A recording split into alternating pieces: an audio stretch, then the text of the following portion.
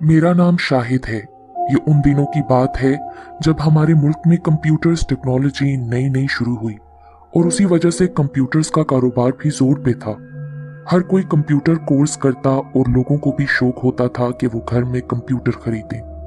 मैंने भी computer hardware का कोर्स मुकम्मल करके अपने गांव में कंप्यूटर की दुकान खोली ताकि लोग वहां से कंप्यूटर खरीद सकें। मेरे लिए सबसे बड़ी मुश्किल ये थी कि मेरा गांव पहाड़ी इलाके में था।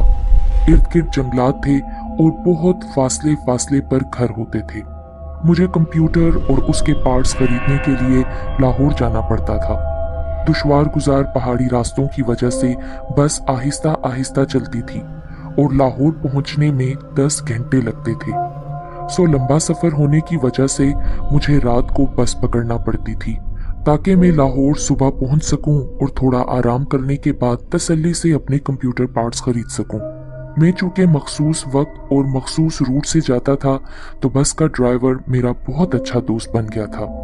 सफर के दौरान खूब बातें करते थे और सफर को दिलचस्प बनाने के लिए वो ड्राइवर मुझे बहुत सारी किस्से कहानियां सुनाता था।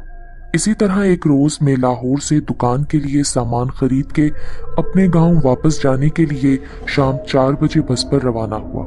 मामूल के मुताबिक मैं और ड्राइवर गपशप करते रहे। ड्राइवर मुझे रास्ते में किस्से कहानियां सुना रहा था। मुझे बताने लगा कि एक दफा वो बस रात के वक्त चला रहा था तो जो ही उसने एक पहाड़ी रास्ते का मुश्किल मोड़ काटा, क्या देखता है कि दूर सड़क के दरमियान कोई आदमी सफेद कपड़ों में मलबूस खड़ा है।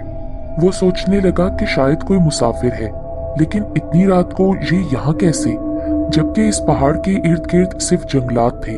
कोई घर भी दूर दूर तक नजर न आता था। जैसे जैसे उसकी बस करीब जाती वो आदमी लंबा होता जाता।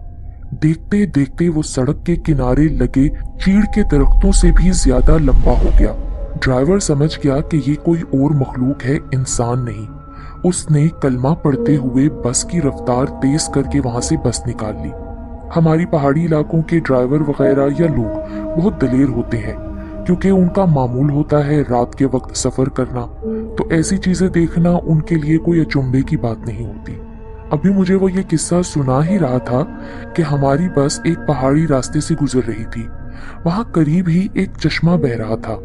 चांद की रोशनी में साफ सारा मंजर दिखाई दे रहा था। हम दोनों क्या देखते हैं कि उस चश्मे पर एक बड़ा सा पत्थर है और वहां कोई एक औरत अपने लंबे काले स्याह बाल खोले बैठी है और चश्मे के पानी से जैसे अपने बाल धो रही है। तकरीबन रात 12:30 का वक्त था।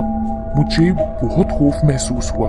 अभी मैं ड्राइवर को इस मंजर के बारे में कुछ बोलता ही ड्राइवर मुझसे कहने लगा कि ये कोई औरत नहीं है, ये चुड़ैल है और उस ड्राइवर ने काफी मर्तबा ये चुड़ैल इसी चश्मे पर देखी है। मैंने तो बहुत किस्से कहानियां लोगों से सुन रखी थी, मगर अपनी जिंदगी में पहली मर्तबा अपनी आंखों से ये मंजर देखा। सच बोलूं तो मेरे अंदर एक खौफो हरास की लहर दौड़ गई थी। बाकी रहते 2 घंटे के सफर में बार बार उसी चश्मे वाली औरत का मुझे ख्याल आ जाता तो मैं लरस के रह जाता। 2 घंटे के बाद बस स्टॉप आया जहां मुझे उतरना था। तकरीबन रात के 2:30 बज रहे थे। बस स्टॉप के बिल्कुल नजदीक मेरी शॉप थी।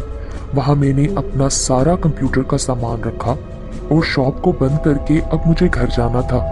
घर मेरा काफी दूर ऊपर पहाड़ पर था जहां सिर्फ पैदल ही जाया जा सकता था और आधा घंटा लगता था जाने में क्योंकि कोई प्रॉपर सड़क ना थी। कच्ची पगडंडियां सी थीं जहां से गुजर कर हम घर जाते थे। चुनाचे मैं अब घर की तरफ रवाना हुआ। अंधेरी रात थी, चांद अपनी आबोताब से चमक रहा था। हर सू खामोशी फैली हुई थी। इससे पहले भी मैं हमेशा रात को आता जाता था, कभी खौफजदा नहीं हुआ, लेकिन आज एक अजीब सी हैबतदारी थी। मैं डरा सहमा जा रहा था कि अचानक मुझे अपने पीछे किसी के चलने की और कुछ अजीब सी सांसों की आवाज आई। मैंने जब पीछे मुड़ के देखा तो मेरे पीछे एक बकरी चल रही थी।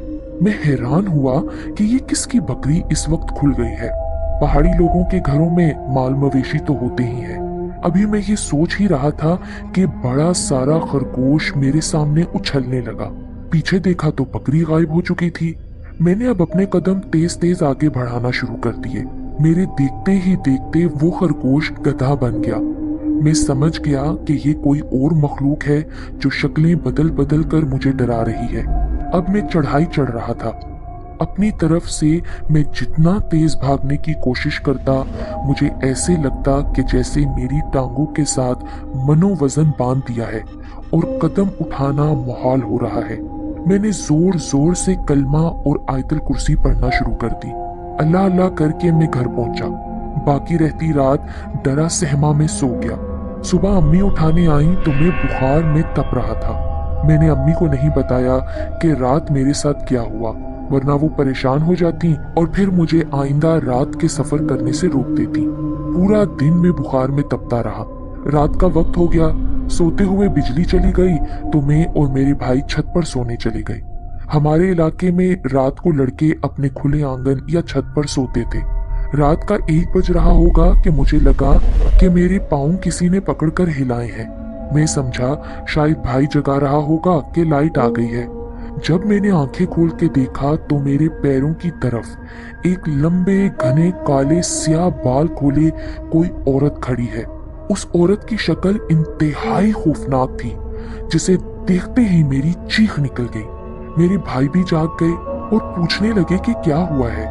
मैंने कहा कि यहाँ कोई बदनुमा शक्ल की औरत बाल खोले खड़ी थी और मेरे पाँव हिला रही थी। भाई कहने लगा तुम्हें तो बहुत तेज बुखार है। लगता है बुखार या तो तुम्हारे सर पर चढ़ गया है या शायद तुमने कोई ख्वाब देखा होगा। मेरी अम्मी भी जाग गईं। मुझे आवाज दे के कहने लगी कि बेटा मेरे पास छत से नीचे आके सो जाओ। अम्मी मुझे सारी रात पट्टियां करने में लगी रही। रात वक्फे वक्फे से मैं डरता रहा। अम्मी के पूछने पर मैंने लाहौर से वापस आने वाले सारे किस्से के बारे में भी बताया। मेरी अम्मी समझ गई। मुझे मस्जिद के इमाम साहब के पास ले गई, जो दम दरूद भी करते थे। उन्होंने जब मुझे देखा और मेरी बातें सुनी तो कहने लगे कि आपके बेटे को हवाई नजर हो गई है। इमाम साहब ने मेरे ऊपर दम किया, मुझे पढ़ने के लिए बहुत कुछ बताया और मेरी अम्मी को भी कलाम पाक बताया, जो मुझे पानी में दम करके पिलाना था। मैं 5 वक्त मस्जिद जाके नमाज पढ़ता। 2 हफ्ते तक तकरीबन हर रात को मैं डरता था। मुझे वही बदनुमा चुड़ैल नजर आती थी, लेकिन मैंने इमाम साहब के मुताबिक बताए गए कलाम पाक को पढ़ना जारी रखा। दम किया हुआ पानी पीता रहा, सूरे बकरा की तलावत करता, आजान को कई बार सुनता, मंजिल पढ़ता और नमाज बाकायदगी से पढ़ता।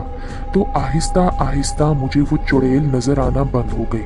मैं शायद दिली तौर पर कमजोर और डरपोक था, इसी वजह से वो चीज मेरे ऊपर हावी हो गई थी। जब मैं रूहानी इलाज के बाद सेहतयाब हुआ तो रात का सफर करने से मैंने तौबा कर ली। इस वाक़े को अब 20 साल से ज्यादा का अरसा हो गया है, मगर आज भी मेरे साथ रोनुमा होने वाला ये वाक़या मेरे अंदर खौफो हरास की एक लहर दौड़ा देता है।